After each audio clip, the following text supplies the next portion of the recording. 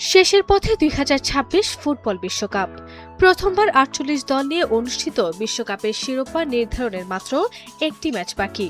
আগামী রোববার ১৯ জুলাই বাংলাদেশ সময় দিন গত রাত ১টায় শিরোপা নির্ধারণী ম্যাচের মুখোমুখি হবে আর্জেন্টিনা আর স্পেন। দুই দলের লড়াই শেষে চ্যাম্পিয়ন হবে যারা।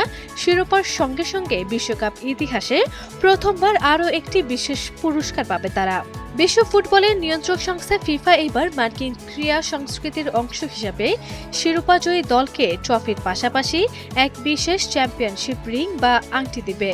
সঠিক প্যাড আর সঠিক তথ্য দিয়ে এসো সামলে নিব এক হয়ে মোনালিসা স্যানিটারি ন্যাপকিন। জনপ্রিয় এই প্রথাটি বিশ্বকাপে প্রথমবারের মতো চালু করছে।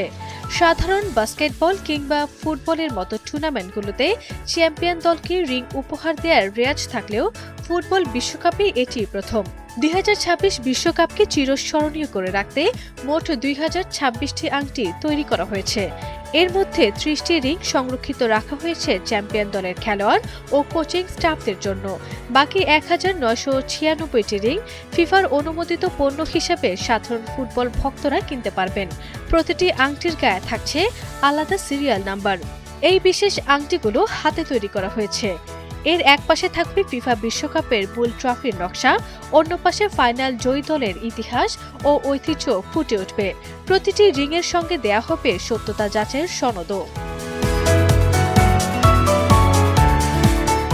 ফাইনাল শেষে ট্রফি ও মেডেল বিতরণের পরে বিজয়ী দলের অধিনায়ক ও কোচের হাতে প্রতীকী হিসেবে দুটি আংটি তুলে দেওয়া হবে।